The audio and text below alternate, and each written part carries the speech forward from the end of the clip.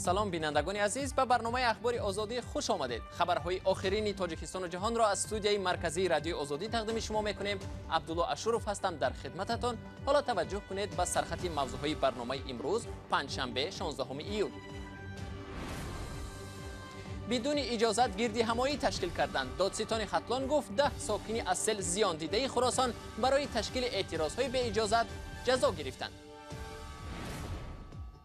فشار مهاجران نتیجه آورد. در روسیه شرکت کاردهنده حاضر شد پول پتنت و خرج حجتگذاری های آنها را جبران کند. برای 2 ماه به هر کارگر 20,000 روبل جبران پولی خواهد داد. شرکت همچنان وعده داده است که در روز عید قربان به کارگران 5,000 روبل روسی تحفه دهد. در مسکو پلیس اعتراضی مخالفان ولادیمیر پوتین رئیس جمهوری روسیه را بیرحمانه پخش کرد. 10 ساکن ناحیه خراسان که پس از سیل زدن خانه‌هایشان گردی همایی کرده راه ماشینگرد را بسته بودند از 5 تا 10 روز حبس شدند. اعتراض ساکنان 2 ماه قبل رخ داده بود و امروز بار اول مقامات در این باره رسما اطلاع دادند. عبدالرحیم رحیمزاده دادستان ولایت ختلان امروز در نشست خبری گفت 10 نفر از شرکتداران گردی همایی مجازات شدند. دادستان افزود آنها نباید بدون اجازه گردی همایی میکردند. ساکنان خراسان که روزهای 14 و 16 می در نتیجه آمدن سیل و لغزش کوه خانه و چارواهایشان را از دست داده بودند، به نشان اعتراض راه دوشنبه باختر را بستند. پس از این اعتراض مقامات به ضرردیدگان زمین داده برای بنیاد خانه‌هایشان یاری رسانیدند.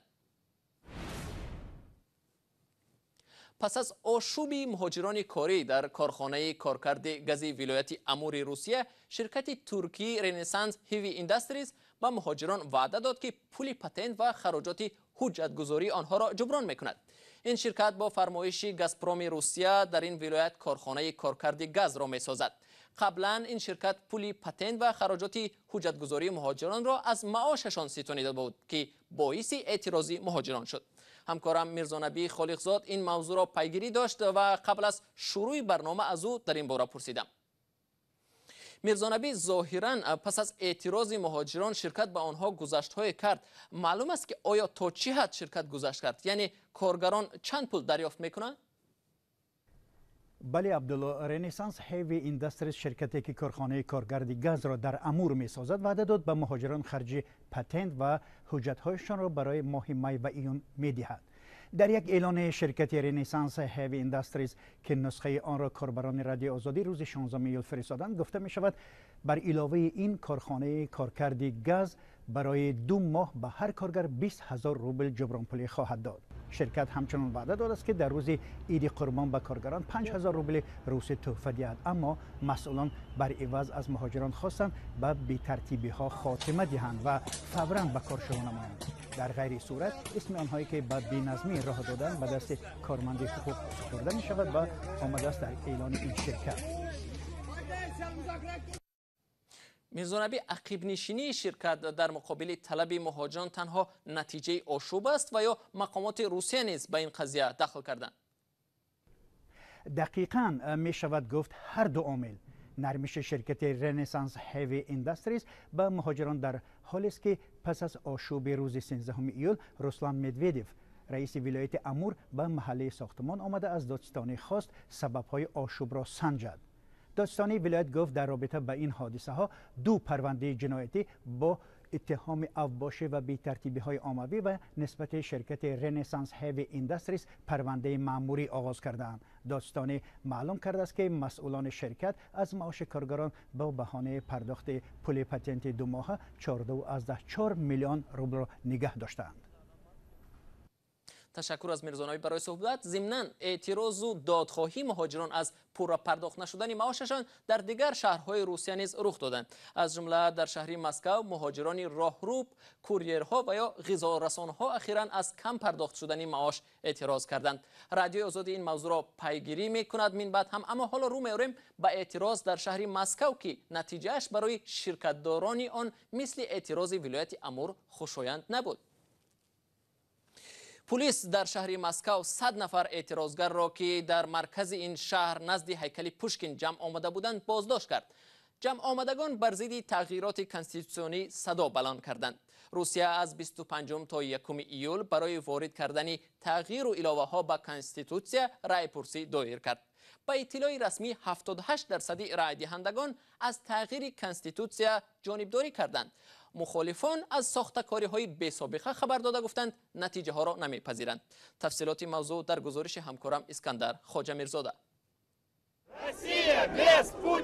روز 15 ایول مقامات شهر مسکو دهها مخالف تغییر کنستیتوسیای این کشور را که به پرزیدنت ولادیمیر پوتین امکان می‌دهد تا سال 2036 در سر قدرت ماند بازداشت نمودند. جمع آمدگان طلب داشتند که نظرخواهی کنستیتوسیونی غیر قانونی دانسته شود. به نوشته سامانه مستقل سیاسی اوود اینفو بیش از 100 نفر بازداشت شدند.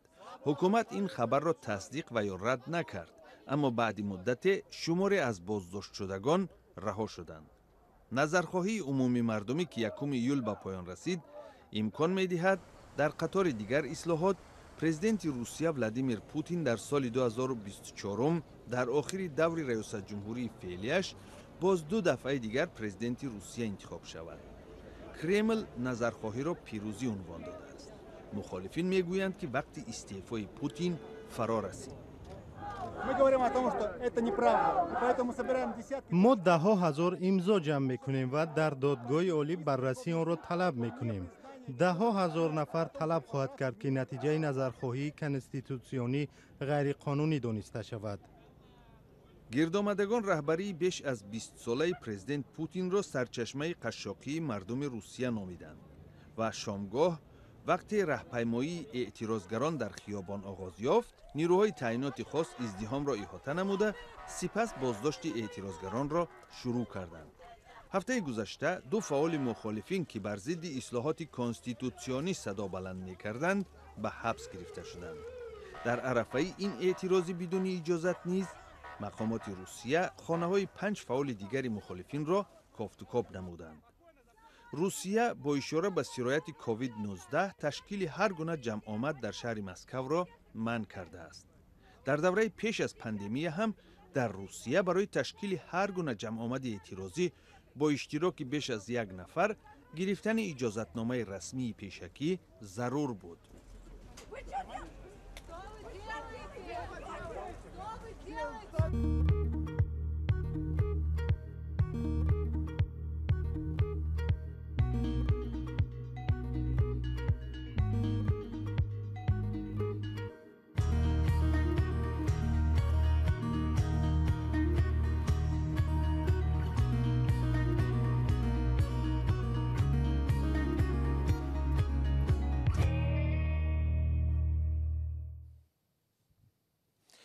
در پی گسترش کرونا ویروس در تاجیکستان نرخ داروواری به یک بارگی بالا رفت و نگرانی ساکنان را به بار آورد.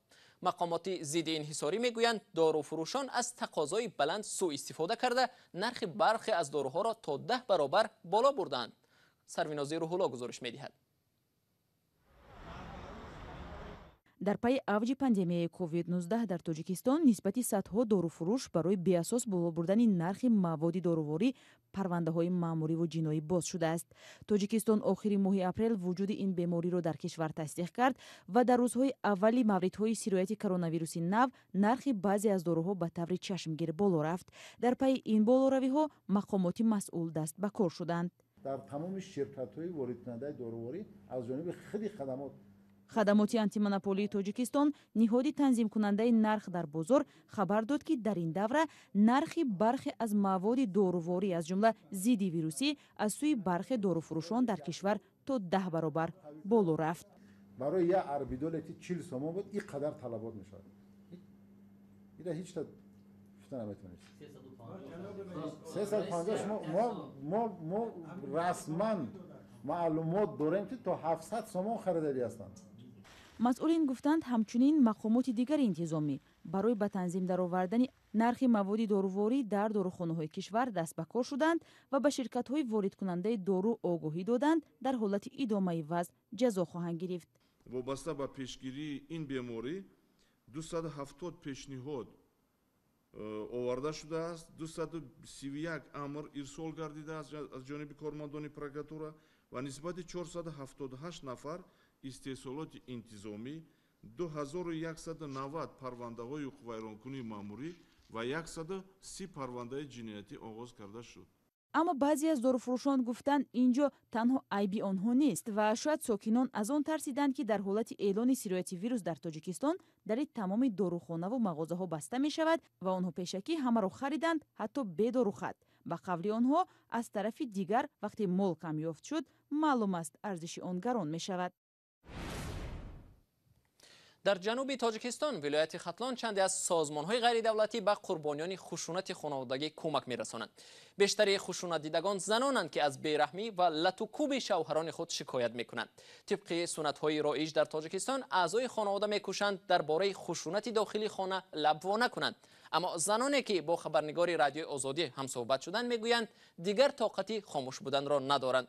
خشونت خانوادگی در تاجیکستان پدیده رایج باقی میماند و تاجیکستان در گزارش اخیرش به عنوان کمیته سازمان ملل گفته بود که سال 1296 موردی خشونت خانوادگی را ثبت کرده است. گزارش همکارم آرزوی کریم را برات یوسفی تقدیم میکند. گلرفتار نامی شرطی زنی 40 ساله و مادری 2 فرزند از ناحیه کوشانیان است که 9 سال خشونت شوهر را میان دیوار خانه‌اش پناه می داشت ولی بالاخره به سازمان‌های جمعیتی مراجعت کرد. دستش کتی میزنه خرومو کابوت میکند بینم ای بینم خون میآید سرمون نو سوتکو کتی زدگی ساترسی نگرفتگی یکی یگانجا مراجعت نکردم برای که دو کودک دارم صغیر نباشه زندگی مادی نیست باید ما زندگی ما بقبم یه حالی ساز میشود بدتر ساز میشود نه ساز نشید. در چهره این زن آثاری لط و کوب دیده می شود که به گفته خودش نتیجه لط و کوبی چند روز پیش از سوی شوهرش است. کودکم گرفته بودن همون دیگه اون مردک من چی هم ندارم برای که خونه و داره چی آینده نیست. او کتی یا خانه در زندگی کردن یا مخصوصا شدنم کابمانم هیچی. زنانی که با سازمان جمعیتی غمخواری در شهر بختر مراجعت میکنند داستان زندگیشان مختلف است. زنی 50 ساله‌ای که از این سازمان برای دریافت کمک روانی آمده بود گفت برای خرید جهاز خانه 3 سال شد که خشونت می شود و در نهایت تصمیم گرفت از شوهر جدا شود. مرا در حولی مردک هم خیلی پایمال کرد. حتی با تمام وزنش در بالای من هم خیلی مردک راست ایستاد. مرا هم خیلی کرد که همین ما چی کنم ده همین باید من نفس نمیکشیدم. هم خیلی وزن شمون دهنم جقیده همین گلوم همین تا جفیده و همسایه ها همین خیلی در آوازم دومده دروازه را زدن دروازه را هوی نکرد مردک. این زنان اگرچه تصمیم جداشوی و طلاق گرفتن را دارند ولی بعد خشونت نمیخواهند که شوهران را به دادگاه بکشند، تنها میخواهند از آنها رها شوند. روانشناسان مرکز غمخواری میگویند که خشونت زنان مختلف است، روانی و جسمانی و گاه شهوانی.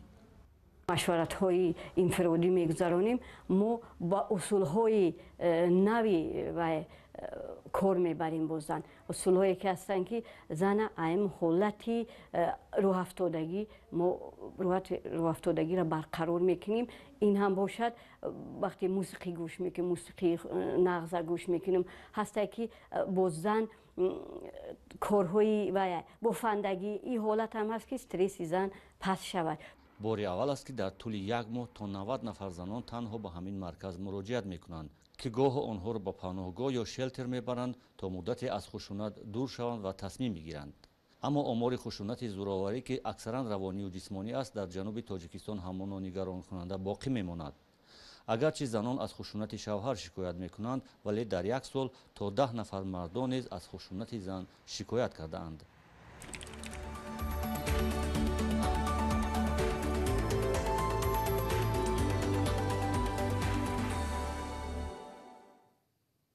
بیننده ارجمند وقت برنامه ما اینجا با پایان رسید. اخباری از این بیشتر را در سامانه رادیوی آزادی www.azadi.org میتوانید مطالعه کنید و در صحیفه آزادی ویدیو در شبکه اجتماعی یوتیوب ببینید. فردا صبح بر وقت شما را در نویدی بامدادی با خبرهای نو و تازه منتظریم. تا آن دم خدا نگهدار شما.